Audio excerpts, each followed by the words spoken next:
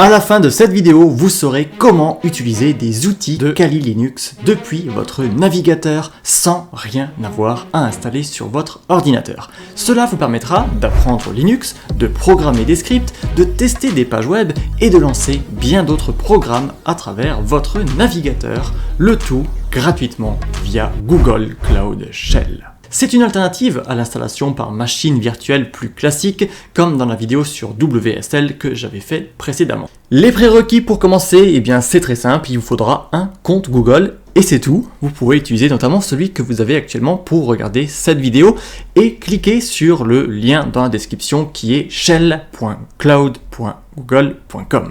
Dès le lancement, vous voyez que Google charge tout cet environnement cloud, on le laisse charger. Et on va à présent, alors je vais bien mettre ça au milieu, comme ça, voilà. Je vais vous expliquer très rapidement l'interface, vous verrez que malgré l'apparence un petit peu compliquée, c'est relativement simple. Vous avez deux parties, l'une en haut qui s'appelle l'éditeur, où vous allez tout simplement pouvoir éditer du texte, par exemple du code source ou des notes, peu importe. C'est un petit peu comme le bloc-notes, mais de façon quand même un peu plus professionnelle, avec plus de fonctionnalités. Et vous avez sur la partie basse le terminal, que vous voyez qui est directement actif. Si vous connaissez Linux, eh bien ça vous dit quelque chose naturellement, c'est la même chose que le terminal que vous avez sur une autre distribution, et si vous ne connaissez pas Linux, eh bien il n'y a pas de problème, vous allez tout de suite pouvoir l'utiliser et puis prendre du temps pour comprendre comment tout cela fonctionne par la suite. Donc vous avez en haut à droite les deux petits boutons bleus, fermer l'éditeur par exemple avec le petit crayon pour le fermer ou en recliquant pour l'ouvrir, et pareil avec le terminal, vous voyez, vous pouvez afficher dynamiquement ce qu'il vous faut, et juste une petite note par rapport à l'information sur la session et des quotas d'utilisation que vous pouvez aussi voir ici. Tout simplement, Cloud Shell est gratuit comme je l'ai dit, mais il y a une limite de 50 heures hebdomadaires qu'il ne faudra pas dépasser, sinon eh bien, vous devrez attendre tout simplement la semaine suivante, ou alternativement vous pouvez éventuellement payer aussi Cloud Shell pour avoir plus de puissance notamment, etc. Bref, j'arrête là avec la théorie et on va tout de suite commencer par installer Kali via Docker. Alors qu'est-ce que c'est que ce Docker? Je vais vous donner des explications très simples, on va vraiment aller rapidement à la pratique. Docker permet de lancer en fin de compte un système ou un programme comme une machine virtuelle, mais on va pas tout virtualiser comme si c'était concrètement deux machines différentes, on va juste virtualiser ce qu'il faut, et c'est ce qui fait que Docker est beaucoup plus souple, beaucoup plus rapide que de faire une grosse installation par exemple avec VirtualBox. Donc la commande est la suivante, Docker tout simplement, run pour lancer en même temps le conteneur, on parle pas vraiment de machine virtuelle mais de conteneur, on dit -h pour l'hôte, et on donne le nom Kali, vous mettez le nom que vous voulez ici. On a ensuite -v /home de ./home. Alors là, /home, c'est en fait un dossier, tout simplement comme sur Windows, vous aurez mes documents. Et on dit que le dossier home de notre environnement Cloud Shell actuel, on le fait correspondre à l'environnement home de Kali, de notre conteneur Kali à créer. Comme les deux systèmes sont sous Linux, les deux contiennent ce dossier home et on va donc pouvoir en fin de compte transférer des documents de l'un à l'autre. Pourquoi est-ce qu'on fait ça? Eh bien parce que si on retombe sur notre éditeur ici, je peux par exemple faire fichier, new file, nouveau fichier, et là je peux écrire du texte ici. Et lorsque je sauvegarde, par exemple fichier save as, eh bien là vous aurez votre nom d'utilisateur Google. Si vous cliquez dessus, alors c'est plutôt au-dessus, vous voyez justement qu'on a notre /home ici.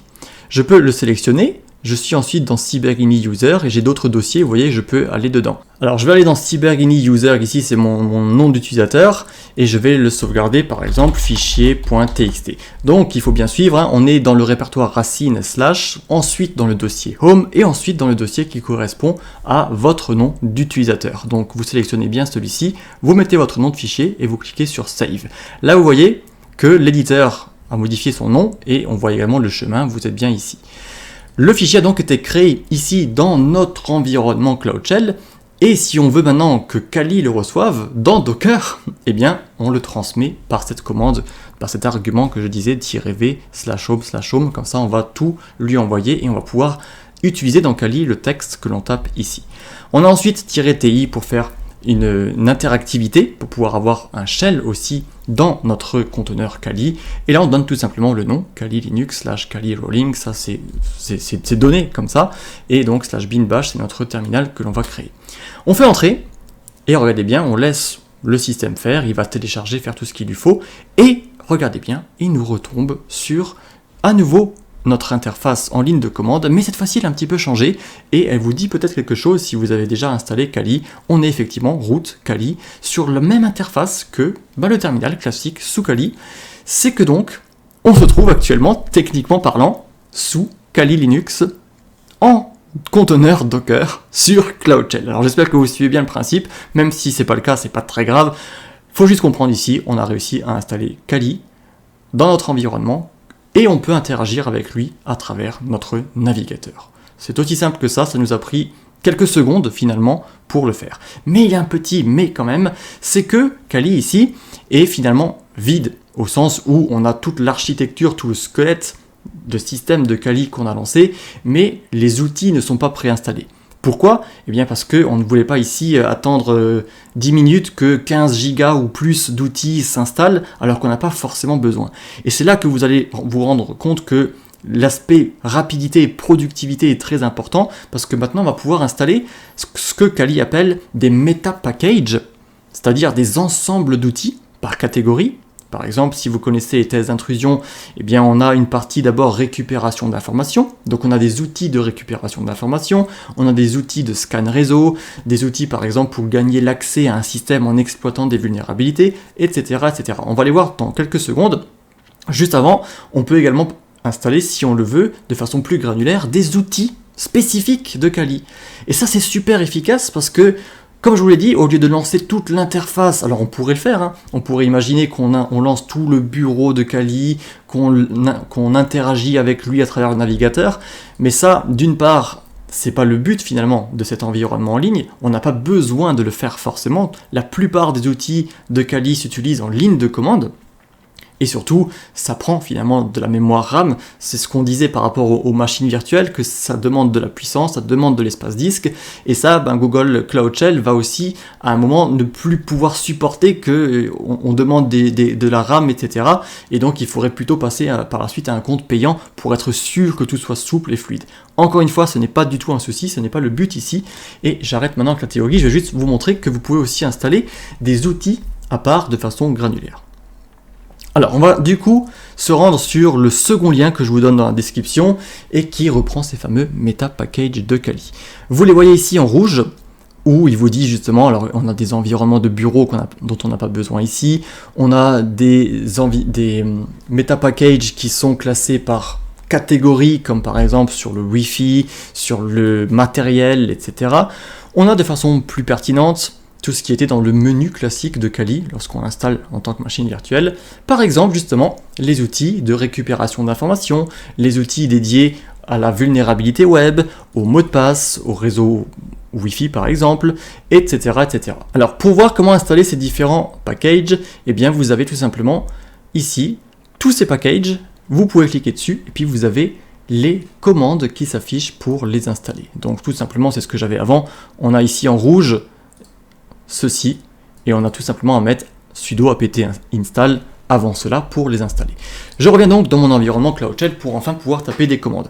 On va commencer par le classique de chez classique sous Linux, notamment lorsqu'on installe un nouvel environnement, c'est de mettre à jour la liste des dépôts.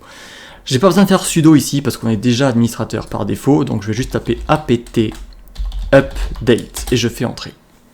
Encore une fois, grand classique, ça c'est pour dire cherche-moi, cher système, tous les logiciels, tous les outils qui sont existants, qui sont accessibles, ainsi que leur version. Comme ça, nous, on met tout à jour, on a la liste des outils, et on va pouvoir savoir où les chercher et quelle version chercher. Vous voyez, ça s'est fait de façon très rapide.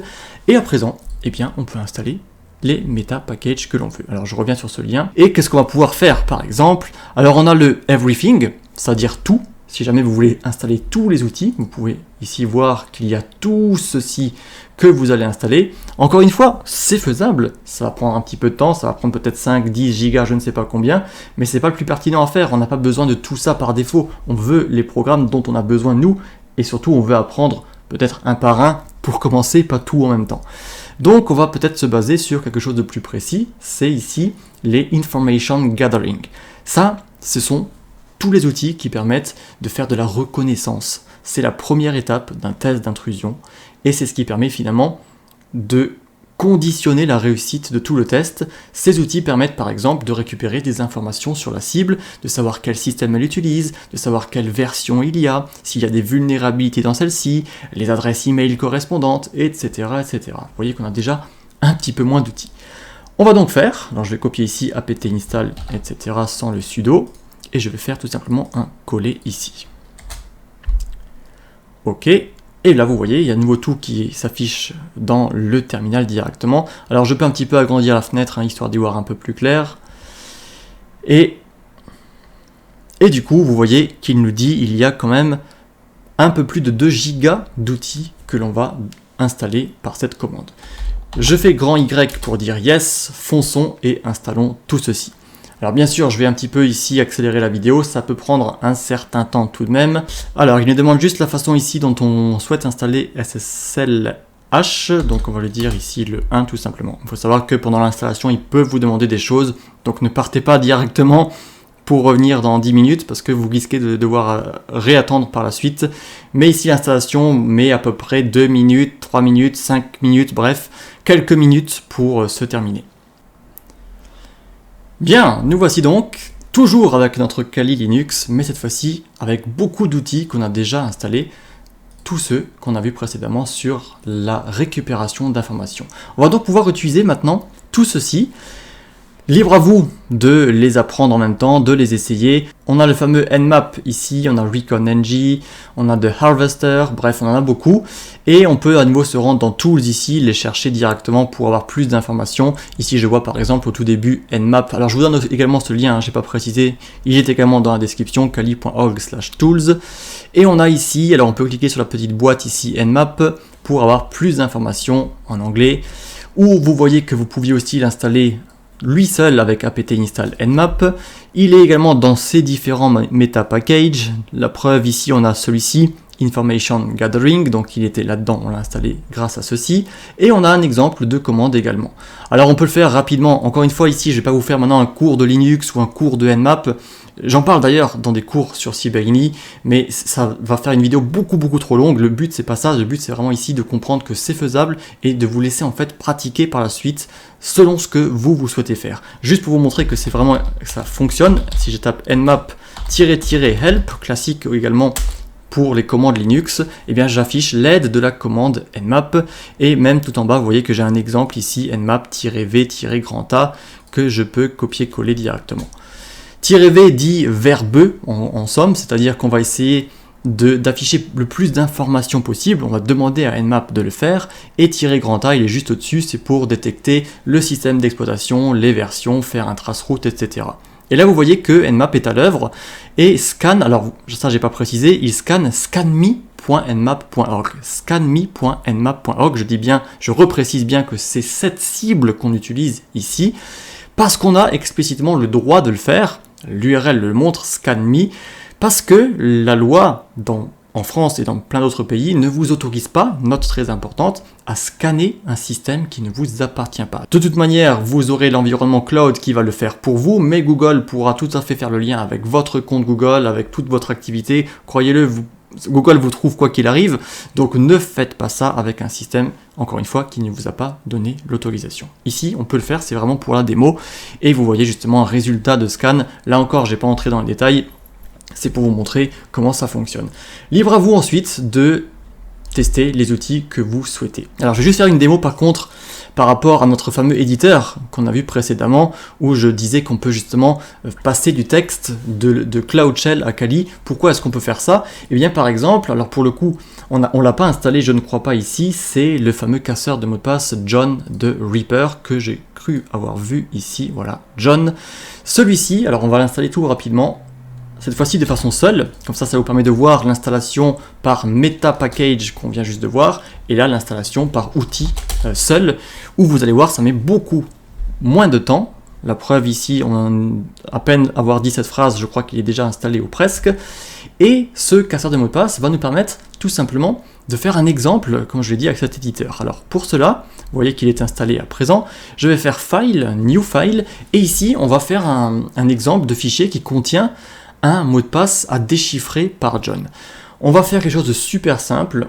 Je vais taper AZERTY MD5. Voilà, on a le hash MD5 de AZERTY. Là encore, si ce que je vous dis vous paraît chinois, il n'y a aucun problème. C'est juste pour vous faire la démonstration. MD5 est un algorithme de hachage peu performant qui peut facilement être cassé. Encore une fois, c'est normal, c'est pour l'exemple. Si je fais fichier save as, et là justement je le sauvegarde par exemple en l'appelant, on va dire pass.txt, hop. Et là maintenant dans John, donc je vais faire un CTRL L ici pour nettoyer le terminal et y voir de niveau plus clair. Je peux faire John, alors je peux de nouveau taper --help pour voir comment l'utiliser. Sinon, comme je sais déjà le faire, je peux taper --format, le format en question du fichier, donc le hash. On n'est pas obligé de le faire, mais ici je le précise pour que John soit content, voilà. Et on va dire que c'est du MD5, alors c'est du row-MD5. Et à présent, je lui donne le fichier en question. Et c'est là qu'on retombe, là où je veux en venir, sur notre fameux /home et pass.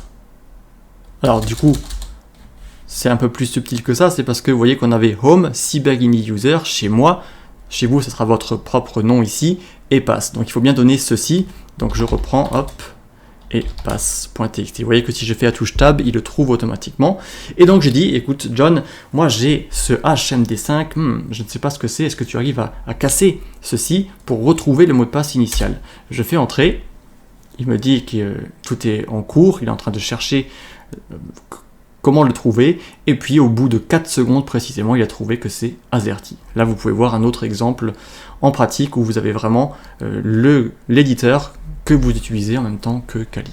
Alors j'espère que jusque là vous avez pu suivre tout ceci. Si jamais vous avez des questions, n'hésitez pas à demander, mais je n'en ai pas encore fini tout à fait avec ça. C'est que vous devriez sentir cette souplesse que vous avez à présent via votre navigateur, parce que non seulement vous avez des outils Kali que vous pouvez installer, vous pouvez interagir comme vous l'avez vu avec eux, mais vous pouvez également installer d'autres choses que Kali.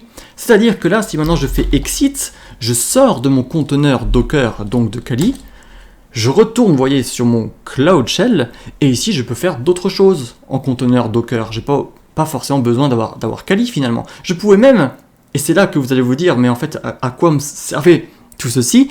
Je peux même faire apt ici, install John, et installer notre fameux, alors bon, ici, il nous demande d'être root, alors on va essayer si on peut en tant que root, je crois que ça fonctionne si je fais sudo ici. Voilà, et vous voyez à nouveau, si je fais yes, eh bien j'installe John sur ma machine Cloud Shell. Effectivement, et c'est pour ça que beaucoup de personnes disent que Kali ça ne sert à rien, ou bref, qu'il est critiqué, c'est parce que finalement Kali est basé sur Linux. Kali est un ensemble d'outils qui sont déjà préconfigurés, que l'on peut installer de plusieurs façons différentes, mais sous Linux, même d'ailleurs des fois sous Windows, on peut aussi installer les outils à part et en profiter sans avoir besoin de toute l'architecture Kali. Maintenant, si vous voyez, si je fais John, eh bien j'ai à nouveau, je vais juste faire --help pour vous montrer qu'il est disponible. Alors pour le coup, vous voyez justement, c'est une autre version. Et ça, c'est un petit peu pour ça finalement qu'on préfère installer Kali pour avoir tout l'environnement qui va bien ensemble. Parce que vous pouvez installer à part, mais il y a des possibilités que finalement c'est pas la même version du programme, que finalement ceci est différent par rapport à ça. Bref, c'est pour ça que Kali finalement standardise aussi un petit peu tout ça. Pour le coup, je pouvais faire ici sans doute man pour manuel, John, et là il devrait m'afficher tout ce qu'il faut. Mais je crois que c'est à peu près la même chose. C'est une version 1.8.4, bref, je sais pas laquelle j'avais sous Kali. Et pour le coup, Kali avait la version plus récente, la 1.9. Vous voyez qu'il y a un monde fantastique à découvrir par rapport à tout ça, beaucoup de choses à apprendre, beaucoup d'outils, et c'est pour ça qu'on dit souvent qu'en hacking éthique, on apprend finalement à vie, on a à chaque fois des nouveautés qui apparaissent. N'hésitez pas si vous avez des questions, et je vous dis à très bientôt.